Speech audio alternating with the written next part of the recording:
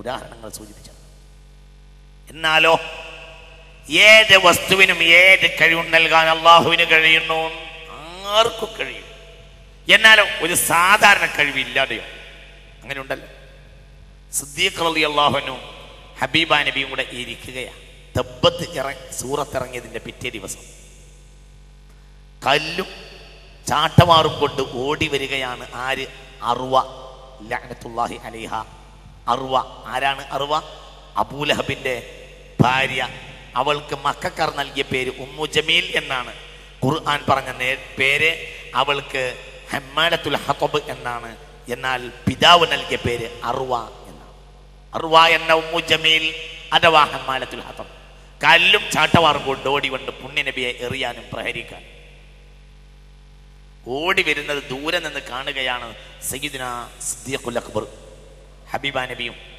അപ്പോൾ പിന്നെ വിഷമമാവാൻ തുടങ്ങി. നബി, അവൾ നിങ്ങൾ അന്വേഷിച്ച് വരിക. ആ സൂറത്ത് ഇറങ്ങിയതിലുള്ള ദേഷ്യം കാരണം അവൾ നിങ്ങളെ എന്തെങ്കിലും ചെയ്യും. അങ്ങനെ വരിക. ഒരാണാണെങ്കിൽ നമുക്ക് അവളോട് എതിരിടായിരുന്നു, പെണ്ണാവുമ്പോൾ നമ്മൾ വഷളാവും. അപ്പോൾ ഹബീബ റസൂലുള്ളാഹി പറഞ്ഞു, അവളെന്നെ കാണുന്ന അവളെന്നെ കാണുന്ന പ്രശ്നമേ ഇല്ല, അവളെന്നെ കാണൂല എന്ന് പറഞ്ഞു ഹബീബ റസൂലുള്ളാഹി. അങ്ങനെ വന്നു, അവൾ ഓടി വന്നു, ചീത്ത അങ്ങനെ വിളിക്കുന്നുണ്ട്. അടുത്തെത്തിയപ്പോൾ എവിടെ നിന്റെ ആൾ, എവിടെ നിന്റെ ആൾ എന്ന് ചോദിച്ചു സിദ്ദീഖുൽ അക്ബറിനോട്. തൊട്ടടുത്തിരിക്കുന്നുണ്ട് ഹബീബ റസൂലുള്ളാഹി. അപ്പോൾ സിദ്ദീഖ് പറഞ്ഞു, അന്വേഷിക്ക്, ഞാൻ എൻ്റെ ആളെവിടെ, നീ അന്വേഷിക്ക്, എൻ്റെ സാഹിബ് എവിടെയാണ്, നിനക്ക് ആവശ്യം, നീ അല്ലേ അന്വേഷിക്കേണ്ടത്, എന്നോട് കയർത്തിട്ട് എന്താ കാര്യം? അവൾ കുറെ നന്ദി ചീത്ത വിളിച്ച് മടങ്ങിപ്പോയി. അപ്പോൾ ശ്വാസം നേരി വീണ് സിദ്ദീഖുൽ അക്ബറിന്. ഹബീബ റസൂലുള്ളാഹി പുഞ്ചിരിച്ചു. ഇദാ ഖറഅതൽ ഖുർആൻ ജഅൽനാ ബൈനക വബൈനൽ ലദീന ലാ യുഅ്മിനൂന ബിൽ ആഖിറതി ഹിജാബൻ മസ്തൂറാ.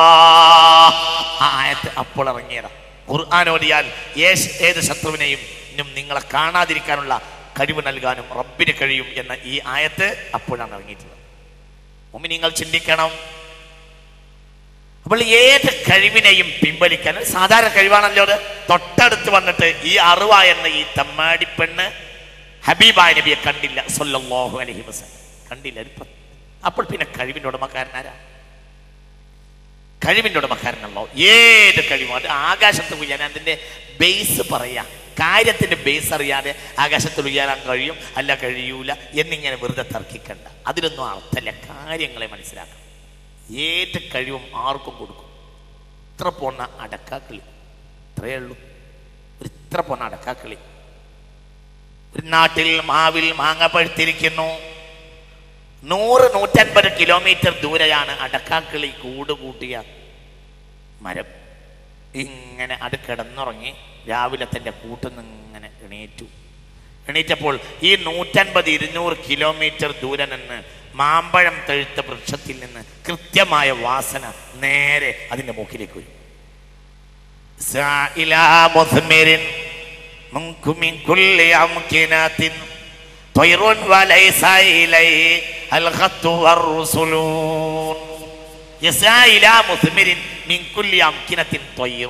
ഒരു നാട്ടിൽ ഒരു മരത്തിൽ മാങ്ങ പഴുത്താൽ എവിടുന്നോ വരും ത്വയ്റുൻ, പറവകൾ വരും. ആ പറവക്കാരും കത്തേക്കേണ്ട ആവശ്യമില്ല. അതെവിടുന്നോ വരികയാണ് ഈ പറവ. കൃത്യമായി വന്നിട്ട് ഈ 100-150 കിലോമീറ്റർ ദൂരം നിന്ന് കൃത്യമായി വന്നിട്ട് ഈ പറവ വന്നിട്ട് എന്ത് ചെയ്യും? നേരെ ആ മരത്തിൽ ഇറങ്ങിയിട്ട് എന്നിട്ട് എന്ത് ചെയ്യും? അതിൽ കൃത്യമായി പഴുത്ത മാങ്ങ മാത്രം അതിങ്ങനെ കൊത്തിക്കഴിക്കും. എങ്ങാനും അത് കൊത്തിക്കഴിക്കുന്നതിനിടയിൽ അതിൻ്റെ കാലിൽ നിന്ന് അറിയാത്ത ഒരു മാങ്ങ താഴെ വീണാൽ വീട്ടുകാരൻ രാവിലെ എങ്ങനെ എണീറ്റ് വരുമ്പോൾ കിളി കൊത്തിയിട്ട് മാങ്ങ താഴെ വീണിട്ടുണ്ട്. ഇത് കാണുമ്പോൾ അയാൾ പറയും, അല്ല നമ്മുടെ മാങ്ങ പഴുത്തല്ലോ. എല്ലാ കഴിവുണ്ട് എന്ന് വിചാരിക്കുന്ന മനുഷ്യൻ എവിടുന്നത് വരുന്നത്?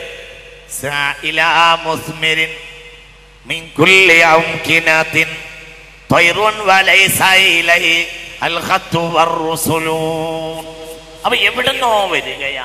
ഇത് നമ്മൾ ചിന്തിക്കണം. അള്ളാഹു നോക്കൂ നിങ്ങൾ, ഈ കഴിവ്, ആ ജീവിക്ക് ഈ കഴിവ് നൽകിയത് അള്ളാഹു ആണ് എന്ന യാഥാർത്ഥ്യം ഗൗരവമായി നമ്മൾ മനസ്സിലാക്കും. ഇനി ചില ജീവിക്ക് കഴിവ് കൊടുക്കും, ചിലതിനെ കൊടുക്കില്ല. 75, 50, 100 കിലോമീറ്റർ ദൂരെയായിരിക്കും തേനീച്ച. 100 കിലോമീറ്റർ ഒക്കെ സർവ്വസാധാരണയാണ്. ഒരു തേനീച്ച തേനെടുക്കാൻ വേണ്ടി 100 കിലോമീറ്റർ സർവ്വസാധാരണയാണ്.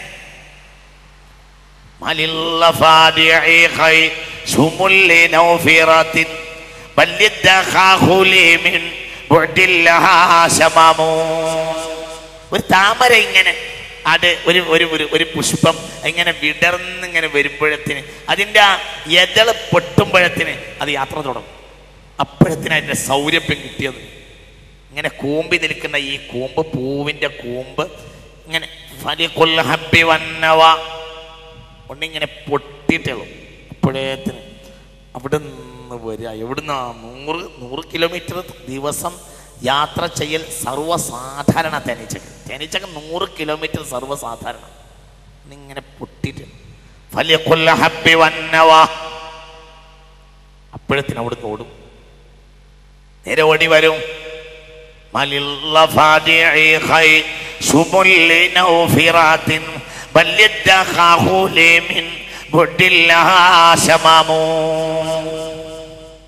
കരിവണ്ടും തേനീച്ചയും ഒക്കെ ഓടി വരും. ആ വിടർന്ന് കഴിയുമ്പോഴത്തിന് വന്നിട്ട് ഇരിക്കും. എന്തുകൊണ്ട്? നല്ല ചൂടുള്ള തേനിങ്ങനെ നുകരാൻ വേണ്ടിയിട്ട് വന്നിരിക്കുക. എന്നാൽ ഇതിൻ്റെ നേരെ താഴെയുണ്ട് തവള. ഈ വിവരം നടന്ന കാര്യം തവള അറിഞ്ഞിട്ടേ.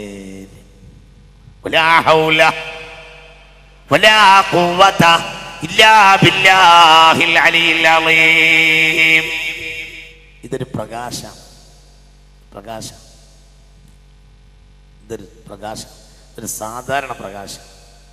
ഇതൊരു സെക്കൻഡിൽ 3 ലക്ഷം കിലോമീറ്റർ യാത്ര ചെയ്യും. ഒരു സെക്കൻഡ് 3 ലക്ഷം കിലോമീറ്റർ യാത്ര ചെയ്യും. ഒരു സെക്കൻഡ് നമ്മൾ പറഞ്ഞിട്ട് ഇപ്പോൾ എത്രയോ ലക്ഷം യാത്ര ചെയ്തിട്ടുണ്ടാവും. സാധാരണ പ്രകാശം ഒരു സെക്കൻഡിൽ 3 ലക്ഷം കിലോമീറ്റർ യാത്ര ചെയ്യും. ഒരു സെക്കൻഡിൽ, ഒരു മിനിറ്റിൽ 1,80,00,000 കിലോമീറ്റർ യാത്ര ചെയ്യും പ്രകാശം.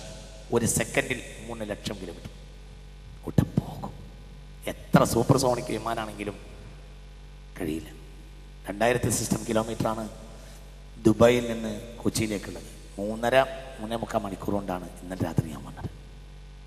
പ്രകാശം ഒരു സെക്കൻഡിൽ 3 ലക്ഷം വിട്ടു പോകും. സാധാരണ പ്രകാശം ഒരു മിനിറ്റിൽ 1,80,00,000. നമ്മളിവിടെ സാധാരണ ഒരു വയറിലൊക്കെ പറയുമ്പോൾ 3 മണിക്കൂറൊക്കെ പറയാറുണ്ട് സാധാരണയായിട്ട്. ഇവിടുന്ന് ഒരു പ്രകാശം വിട്ടിട്ടുണ്ട് എങ്കിൽ സുബ്ഹാനല്ലാഹ്, ഭൂമിയെ 100 തവണ വലം വെച്ച് വരും പ്രകാശം. സാധാരണ പ്രകാശം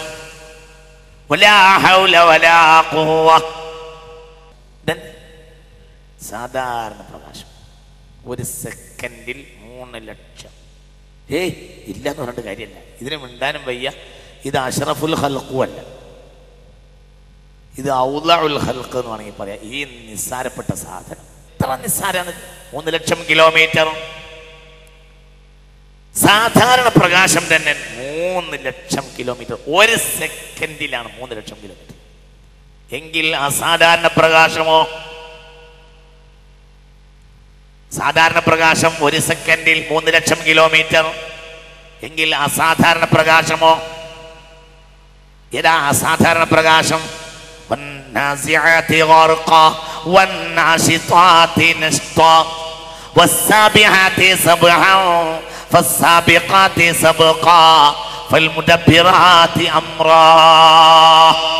ഏതാ അസാധാരണ പ്രകാശം? മലക്കുകൾ.